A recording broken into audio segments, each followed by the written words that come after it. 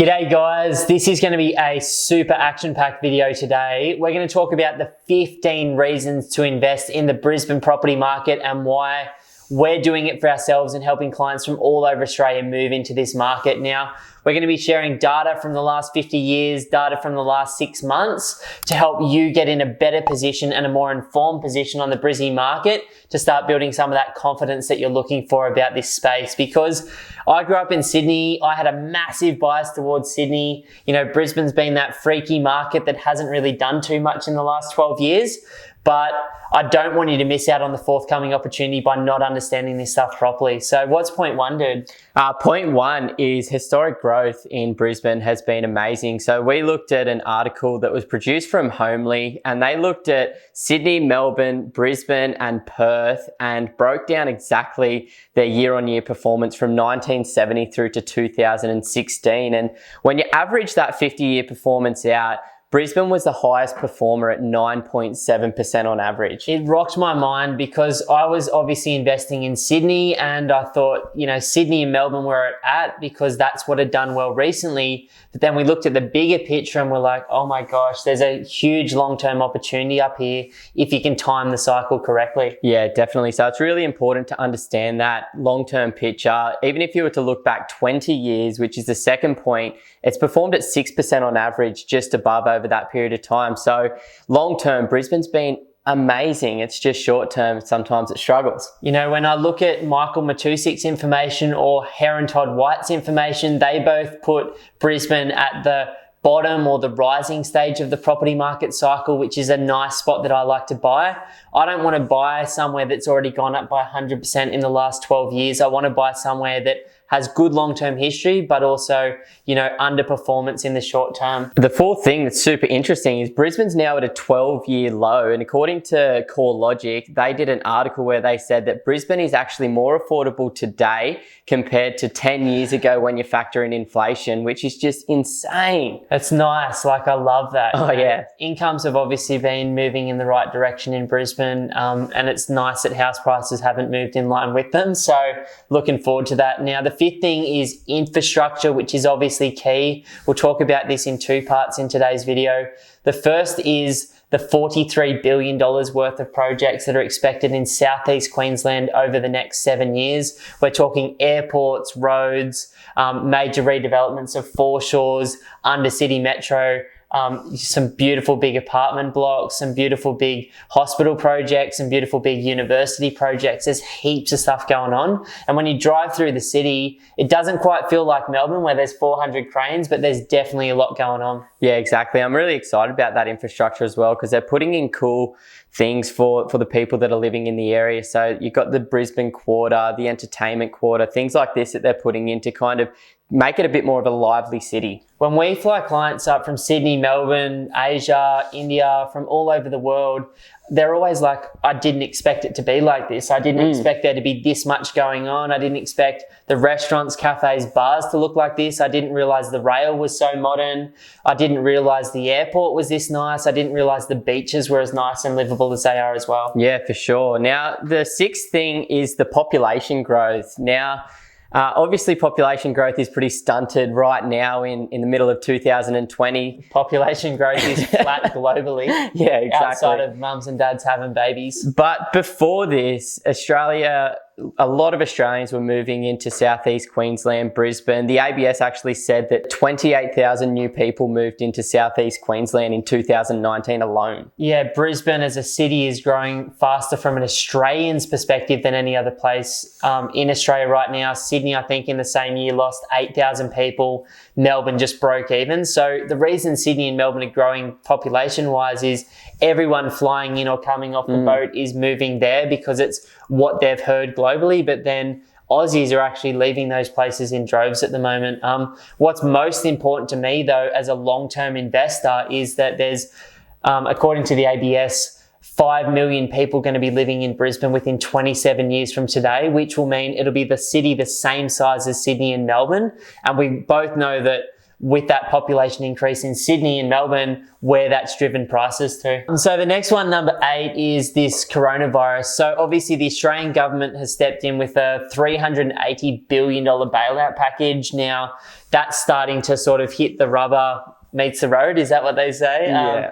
And what they've suggested is that in terms of the coming wave, we're going to see 2 things. One is an infrastructure bailout of over $100 billion, looking like it's going to be put into Queensland over the next X amount of time. Other states in Australia are getting money, but the lion's share is going into here, which is absolutely beautiful. For sure. Wanted to talk about household income as well, because similar to the 50-year story of Brisbane, the household income, when we figured this out or learned about this, was insane. But it was actually said in 2019 that the Brisbane average household income was higher than the average household income in Melbourne, which kind of blew my mind. Blew my mind. I wasn't expecting it, especially with prices in Melbourne of houses being 40, 60% higher than Brisbane. I just always thought, well, people must be earning more. But it was really, those markets went on that mad rush because of international investors, not because the average Aussie could afford to pay for them. Yeah, that's another great thing. The 10th point that we want to talk about is the household income to property prices. In Sydney, to get into the property market, it's going to be 10 times your income. In Melbourne, it's around 8 to 9 times your income. And in Brisbane, it's just 5 to 6 times your income. So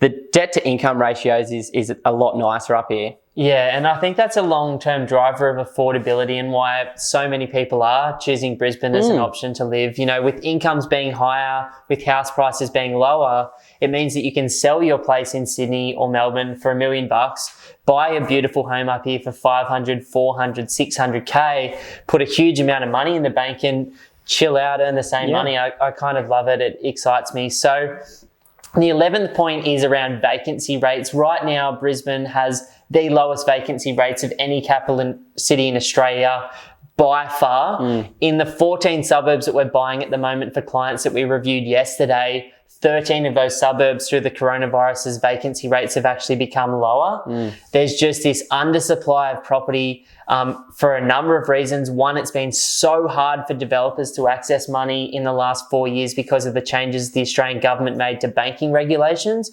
Secondly, the population is rising much faster than the number of homes being built. So that oversupply of inner city units that was an issue 2 or 3 years ago has been absorbed by the market. Now there's actually an undersupply of inner city units again in Brisbane, which is insane. It's really crazy.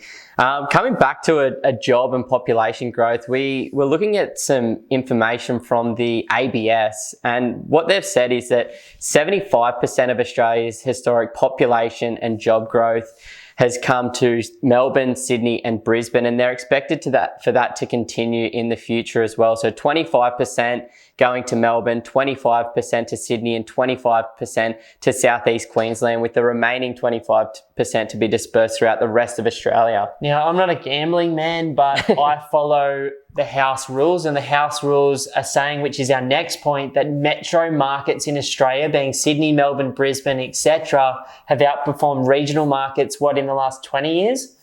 Yes. The last 20 years by 85%. So I don't want to play against the house. When the Australian Bureau of Statistics is saying Brisbane will be 5 million people, that 25% of Australia's job income and infrastructure is going to be put into Southeast Queensland, and Southeast Queensland's cheaper to buy than it was 12 years ago right now in Brisbane, that's why I'm so excited about this market, and to bring this proper update that you're not going to see in the mainstream media that is constantly painting a Sydney and Melbourne picture. Exactly. One of the cool things that I like about Brisbane at the moment is it's more of a proactive approach with their infrastructure as well, as opposed to a reactive approach that you see sometimes down in Sydney and Melbourne. So with all of this new infrastructure that's going in, they're expanding the airports, they're upgrading the major highways in and out of the city, they're upgrading the train stations, adding new train stations, making it easier to commute around the city, which I think is so important. Brand new hospitals, brand new universities, renovating all of the universities and hospitals,